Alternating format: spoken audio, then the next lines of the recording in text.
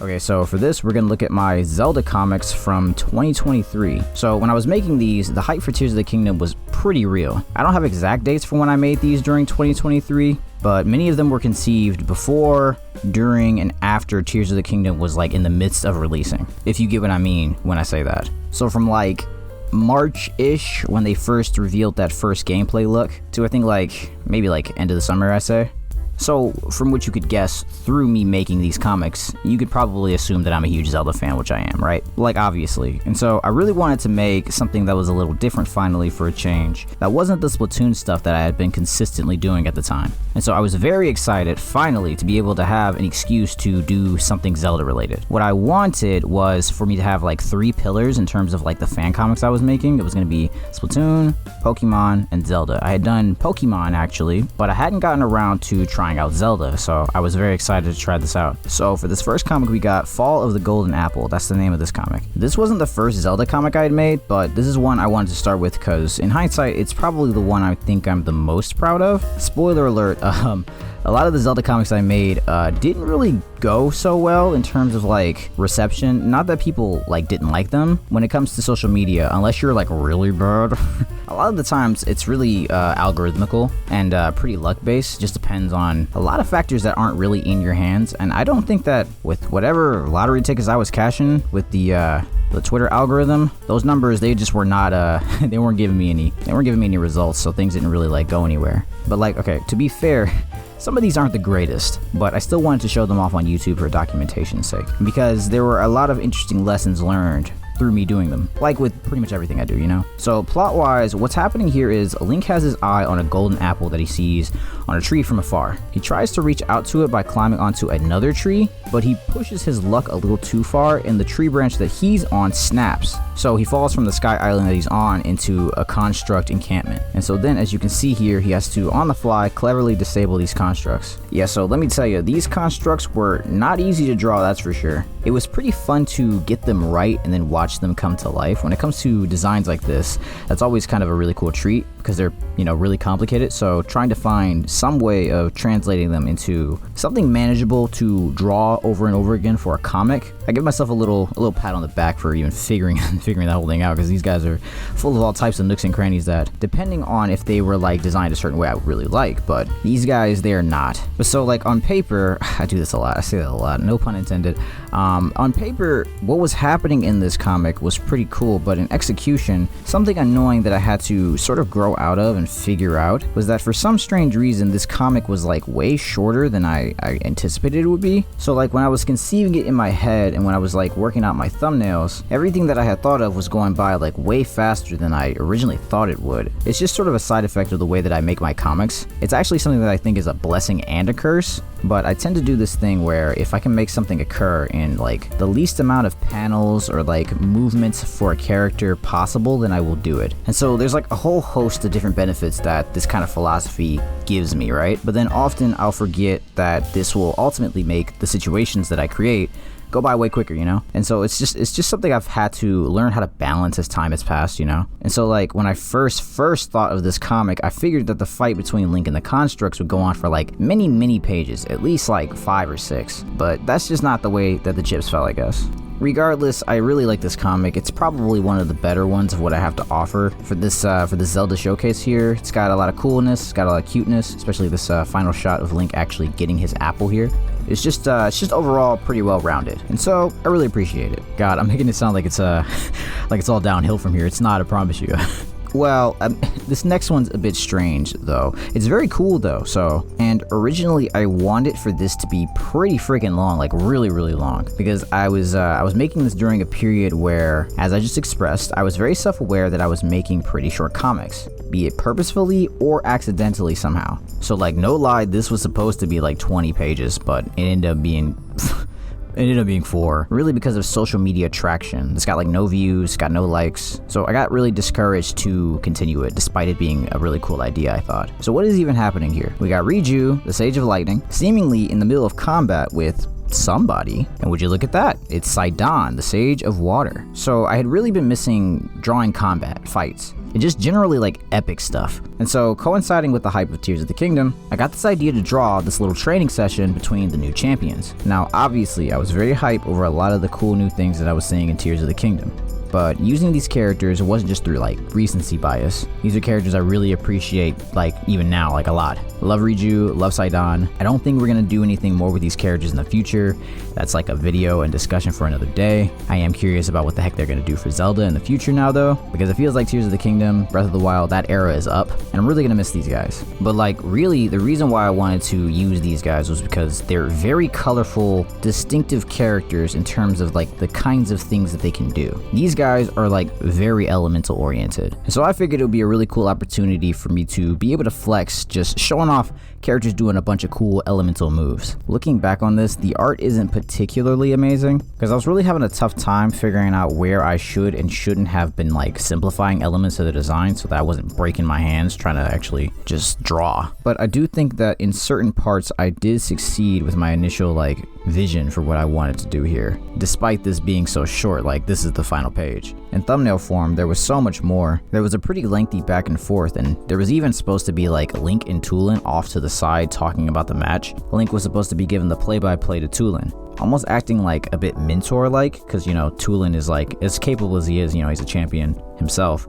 He's a bit young, so I was like, oh, this will be cool for him to like big bro him over here on the side. And like if things went well enough, I even thought about doing a fight between Yunobo and Tulin. It's a real shame because I had some really cool ideas. The fight was gonna end with like Riju and Sidon were gonna do this super cool like over the top anime thing, you know, the thing that they do anytime two characters are about to do the clash, like that Naruto and Sasuke clash. But like just before the clash, the Master Sword was gonna strike down in between them, and then Link was gonna land on top of it, and he was gonna like bang on some pots and pans and go, all right, that's enough, dinner time. It was gonna be really cool. But unfortunately, it just never came to fruition. And so for this next one, this one's kind of strange. This is what I was talking about from before, where I was saying not all of these are that great. By the way, the last one, the last comic didn't have a name. It just was like Riju versus Sidon. Something that just now came to mind there real quick. Because this one does have a name. The rest of them have names. This one is Silver Bass of the Zora. Yeah, so this one was one of the ones that I made before Tears of the Kingdom came out. So this one's pretty speculatory. It was during that period where we didn't know exactly what the Zonai was. I don't even know if we knew about the sky. Because like Nintendo, of course, they were like super sparse with information about Tears of the Kingdom for like the longest time. Like even for forever, we didn't even know the name of this game. We were calling it sequel to Breath of the Wild for forever. But during this period before the game came out, I wanted to make comics in regards to each of the different elemental tribes of Hyrule, like the Gerudo, the Zora, the Gorons, the Rito. I wanted a comic in regards to each one of those groups. I had some ideas for some other factions too. I wanted to do a Sheikah one. There was going to be a Hylian specific one. But yeah, just like have some kind of story that would take place in each of those respective regions. Now, that sounds cool and all, but don't really think too hard about it because this comic isn't really about anything, like at all. So as you just saw there, this was literally just a giant excuse. I'm not kidding. This was a giant excuse for me to draw a Link without a shirt. I don't know. I think I just wanted to. I think it was because I was going through this long period of where, similar to what I was saying before about wanting to see some action, to draw some action, I had only been drawing, I think, female characters at the time, and I really wanted to draw a guy. So Link was that conduit for that at the time. And of course, he's got really great anatomy, and I really wanted to see how he'd look with all those scars on him. Because if you've ever played Breath of the Wild / Tears of the Kingdom, you know that Link has all these little like super tiny slight scars on his body. I think it's really cool looking, so I wanted to draw that. And also, I thought it would be pretty cute to see Princess Zelda get all flustered. Okay, so now for this next one. This one's really weird. I both did it on a whim, yet also it took me forever to complete it. That's because when I did this one, I was burning out of my desire to do these Zelda comics. I'm displaying these here very out of order. The last one, the Silver Bass of the Zora one, that was actually the first comic that I did. And this one right here, funny enough, is the final one. This one is Horriblin Cave of Horrors. Now, I am in no way, shape, or form a horror fan, but I saw a pretty interesting opportunity to use some materials that I don't normally use, and as well, do something that I don't normally do. And now, obviously, this isn't by any means bad at all, really. This isn't that bad. But I was like, I think we can do something a little creepy here. I am a fan of things that can get into the territory of horror-esque, though. Things that can be creepy, kooky, a little off-putting, but not horror. Just don't really like it. Generally, I guess I just like spending my time with things that are like, you know, happy and things that want to make me happy, you know? But the idea here is that Link is in a cave, he's foraging for materials. Strangely, he's gathering Dazzle Fruit. I mean, I mentioned in the comic, he's like, whoa, Dazzle Fruit, that doesn't grow underground. But he suddenly gets snuck up on by a Horriblin. So like outside of that one panel with the Horriblin encased in shadow, there wasn't much to this comic, and I for sure knew that. So I tried to end it with like this little joke of like seemingly Link was gonna fight him, but then like I subvert those expectations by having him just ascend out of the cave. Okay, so this is the final comic, but this isn't the final thing that I want to show off for this little showcase. But this comic is Gerudo Town Thief. So this is another comic in line with what I was saying earlier. That other one was involving the Zora, and this one is about the Gerudo. I wrote out a script for the Rito and the Goron comics, but I never really got around to those. So these were supposed to be these little in-between stories that took place between Breath of the Wild and Tears of the Kingdom. I thought these up like before I knew there'd be this big nebulous gap between the two games, like actually timeline wise, as in like that 5 to 7 year span that we all guess is what took place between Breath of the Wild and Tears of the Kingdom. So retroactively, pretty cool to see it works out, you know? I like when things like that happen. But either way, I was hoping that, you know, we'd get some more like casualness between Link and Zelda, because we don't really see them together outside of like the memories. So I wanted to create some cozy situations where they were just chilling. I mean, this situation isn't actually so chill, but for these I wanted to do something that was just nice, something that involved them just basking in the different cultures of the world of Hyrule. But yeah, plot wise, as you can see, there's this I mean it's in the name, so yeah, there's this thief that appears that steals this lady's durians, and of course our go-to hero Link steps in, takes her down, proves to us all once again why he's the bearer of the Triforce of Courage. Yeah, it's a real shame with this one. Looking back, it would have been cool to have drawn, especially considering it's so short, it would have been really cool to draw all of the like nice Gerudo patterns that these clothings usually have on them. But these were made during this period where I really wanted to just make quick things so that I could like throw them up on social media and just test whether or not my audience would like want to see Zelda stuff, because I had been doing predominantly Splatoon stuff. So I figured there'd be some overlap, you know, because they're both Nintendo stuff. But the algorithm had other plans. Little hot take before I introduce these colored illustrations. Some people online have this idea that the algorithm and the audience are the same thing. Not true, especially considering that a lot of these sites have quite different algorithms from each other, something I'll go into more depth with another time. So starting off these colored illustrations, thought it'd be a nice tree here at the end. I really am a huge fan of the big massive boomerang. Like, that's my favorite weapon in Breath of the Wild / Tears of the Kingdom. So when I found out that I could fuse it with different materials and stuff,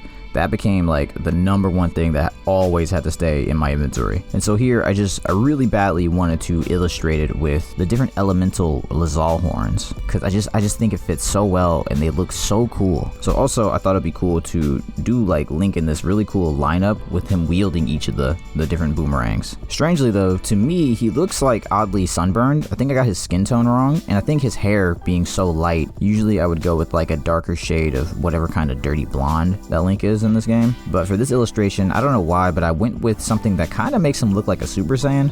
But here we have my corrupted Zelda illustrations. These were a lot of fun to do. Okay, so the idea behind these are, well, I'm not the only one, far from the only one to do this. So in Tears of the Kingdom, Princess Zelda is being impersonated by some kind of like illusionary imposter. It's a plot point in Tears of the Kingdom that a lot of people don't actually like, because it kind of doesn't make any sense, low-key, but whatever, it's cool, alright? It's very cool. I like it a lot myself, actually. Although I can admit that writing-wise, it's kind of not that good. And it only works because Link is a silent protagonist and he can't tell anybody that this is an imposter Zelda. But more on that later. Up next, we got this really goofy one. This is something I thought about almost immediately after I saw the puff shroom be revealed, which is a shame because I don't think you can actually eat a puff shroom in Tears of the Kingdom. Like, it's a mushroom, but it's not an edible item. Kind of like Muddle Buds. Yeah, not much to say about this one though. Just a little joke I thought of. I'm not necessarily sure about what Link is wearing here. I think it's what you get when you strip down some of the layers of one of his armors. I'm not sure which armor this is though. I would say it's his original tunic. Unless you're about to draw Link, you don't like casually notice just how many layers he has on over his normal tunic. It's crazy. There's like a chainmail layer, there's like his regular tunic layer, there's like this like